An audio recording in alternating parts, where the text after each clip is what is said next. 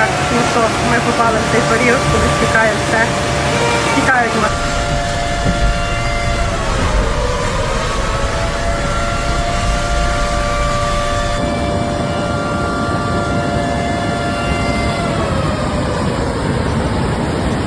On the morning of October 3rd, 2025, the Bulgarian resort town of Elenite woke up to a perfect illusion. The sky stretched blue and endless over the Black Sea, the kind of calm that invites travelers to believe the day will stay that way forever. Families gathered for breakfast along the beachfront, children laughed as gulls circled above and hotel balconies shimmered in the early sunlight. Everything looked timeless, peaceful, untouched. But beyond the horizon, something vast and violent was already forming. A wall of thunderheads began to roll over the Balkan mountains, their gray bellies flashing with distant lightning. Within hours, those clouds would unleash nearly 10 inches of rain, turning quiet streams into raging rivers and sending a torrent of water straight toward the coast. By midday, paradise would become chaos. Streets, once lined with cafes and palm trees, would vanish beneath 6 feet of rushing floodwater.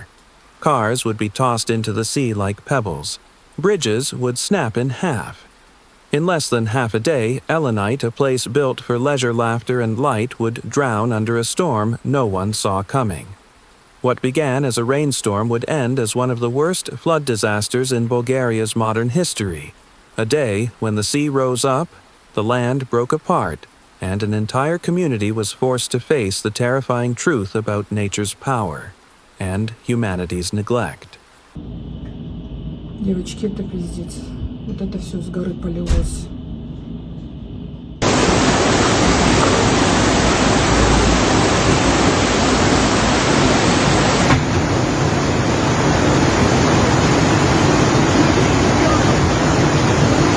Morning light spilled across the Bulgarian coast, painting the sea in silver and gold. In the resort town of Elenite, the air was thick with salt and sun, the kind of morning that promised nothing but peace. The waves rolled gently against the shore, the breeze carried the scent of pine and seawater, and the rhythmic hush of the surf mixed with the distant sound of laughter. Vacationers strolled along the promenade, coffee cups in hand, snapping photos of the horizon where the sky met the sea. The hum of life was easy and unhurried, waiters setting tables for breakfast vendors, opening beach stalls, children chasing pigeons through the sand. Nothing about the day seemed unusual. Nothing hinted at what was coming. Just beyond the mountains, though, the atmosphere was beginning to change. The temperature dropped slightly. A strange stillness crept into the air. Meteorologists would later call it a supercell system, a massive collision of warm, humid air from the coast and a cold front sweeping down from the north. But in that moment it was invisible, a quiet gathering of chaos in the sky. Satellite images captured later would show what locals could not see: a colossal spiral of clouds tightening over southeastern Bulgaria, spinning faster by the hour. Inside, that rotation energy was building the kind that could rip through valleys and flood entire towns within minutes. By 10 a.m., subtle warnings began to appear. The wind shifted direction, coming now from the mountains instead of the sea. A low rumble rolled across the horizon, faint but growing. Some locals looked up from their work uneasy, but the beachgoers carried on. It was just another storm, they thought. But this was no ordinary storm. This was the beginning of a chain reaction, the moment when beauty began to fracture, when paradise started to darken. Within the next 2 hours, Elenite's calm would vanish, completely swallowed by a wall of rain that would tear through the town, sweep away cars, and send the Black Sea surging back over the land that once defied it. And in that brief, fragile peace before it all began, the sea remained still, holding its breath, waiting.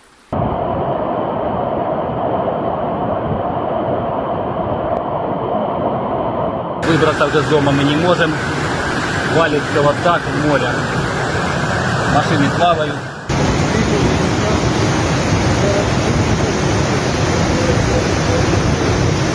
It began with a sound, a deep rolling thunder that seemed to rise from the ground instead of the clouds. Then came the first drops of rain, slow and heavy, splashing against rooftops and balconies. Within minutes, the sky turned black, swallowing the morning light. The wind screamed down from the mountains, and the rain became a wall, relentless, pounding, deafening.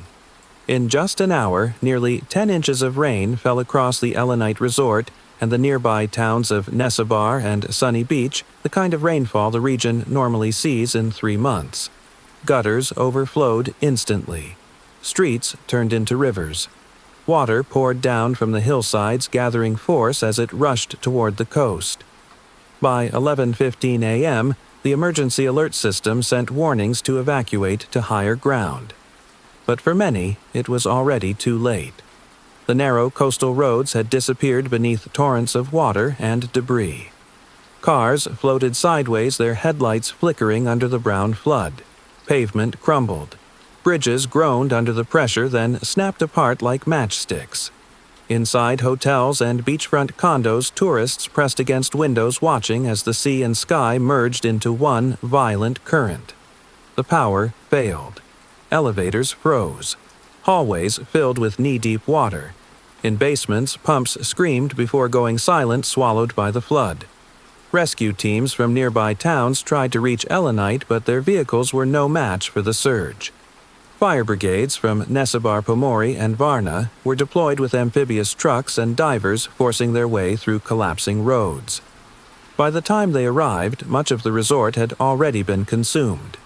Witnesses described the flood like a moving wall 6 feet high, roaring through streets, tearing fences from the ground, dragging cars and hurling them into the sea.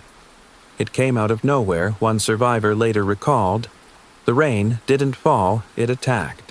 And then, for a moment, everything blurred: the sound, the light, the sense of direction. The sea had come for Elenite, and no one could stop it.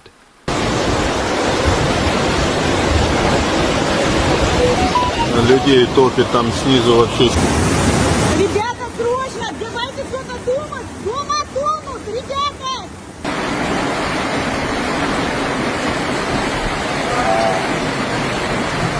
By noon, Elenite was no longer a seaside resort, it was an inland sea. The rain showed no mercy, falling in sheets so thick they blurred the horizon.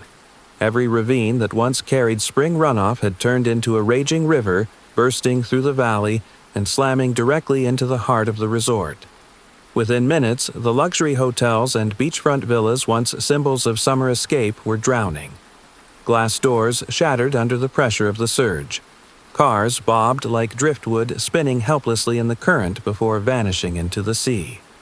Rescue teams fought to reach the village, their radios crackling with distress calls, people trapped in basements, tourists stranded on upper floors, children separated from their parents. Fire brigades from Nesebar Pomori and Varna advanced through knee-deep mud and collapsing bridges. Divers searched the flooded parking lots where vehicles lay stacked on top of each other.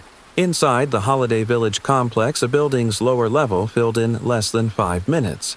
A man trapped in the basement never made it out. His body was later recovered by firefighters, the first confirmed casualty of the disaster. Helicopters from the Ministry of Defense circled overhead, their spotlights slicing through the storm as rescue ropes dangled into churning water. From above, the scene looked surreal. A resort erased rooftops peeking through a vast muddy ocean stretching inland. Mudslides tumbled down the nearby hillsides, carrying pieces of roads, trees, and shattered concrete into the flood. What had once been a scenic valley of pines and villas now resembled a war zone, twisted metal floating debris and the dull thud of waves smashing against what was left of human construction. The BG alert system kept sending evacuation orders, but no signal could match the speed of nature. Cell service failed. The lights went dark. Families huddled on balconies, waving flashlights at helicopters that couldn't land. Elenite, a name that once meant luxury, safety, and calm, had become a place of silence and ruin. In less than 2 hours, paradise had drowned.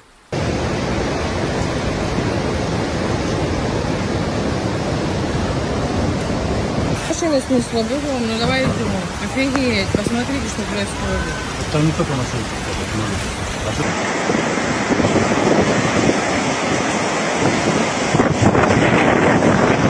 As the rain kept falling, Elenite descended into pure chaos.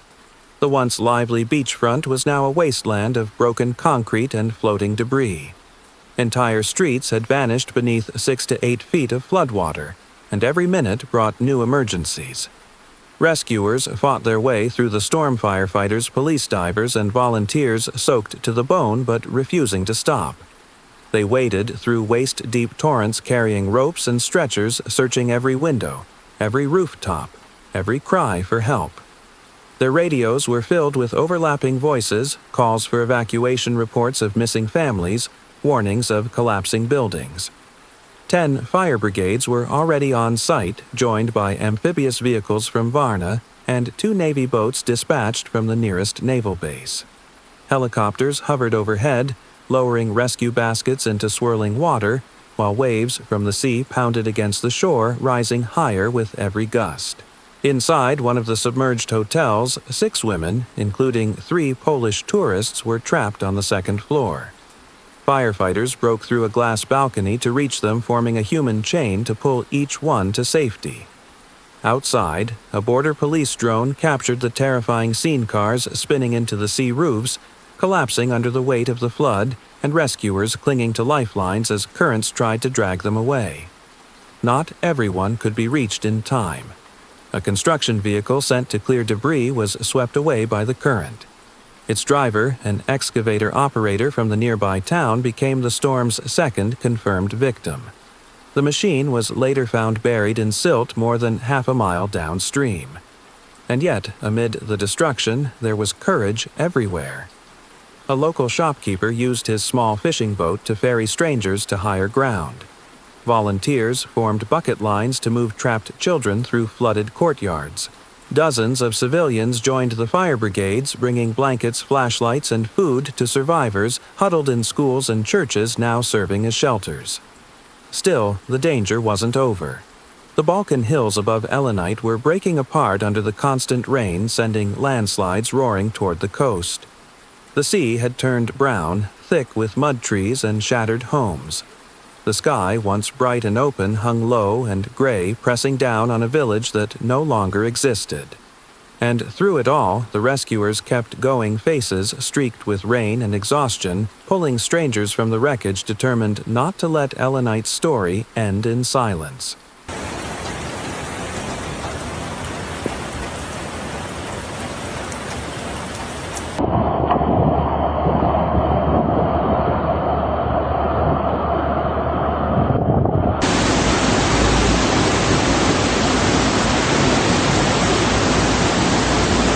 As Elenite drowned, the devastation spread far beyond the resort's borders.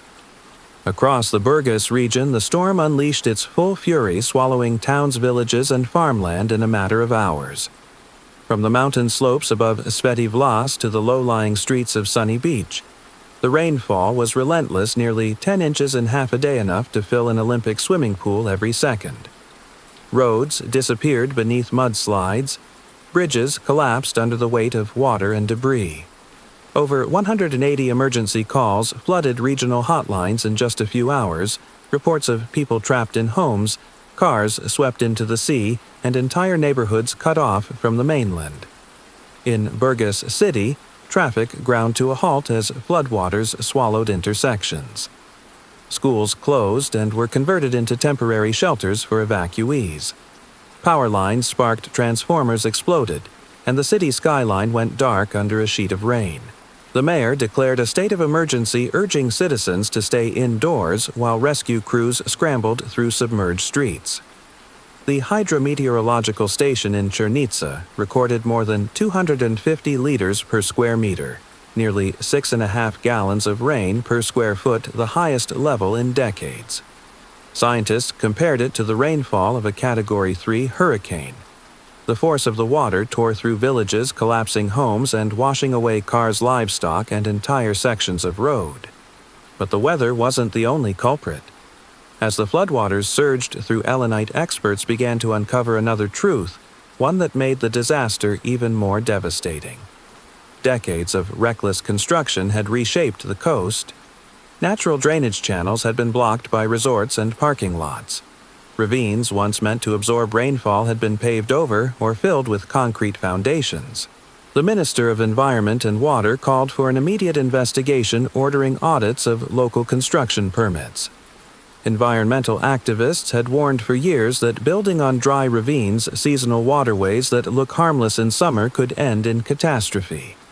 Now, their warnings had come true. By nightfall, the chaos was everywhere. 30 cars were confirmed missing, swept out into the Black Sea. 5 fishing boats overturned near the coastal village of Crimori. Power remained out in half the region. Emergency teams from Sofia, nearly 250 miles away, were dispatched with generators, food, and medical supplies.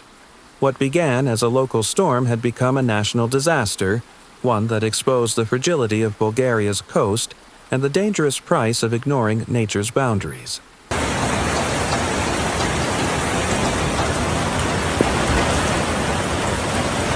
Краска трохи вийшла. Виламала двері, все винесла, воду.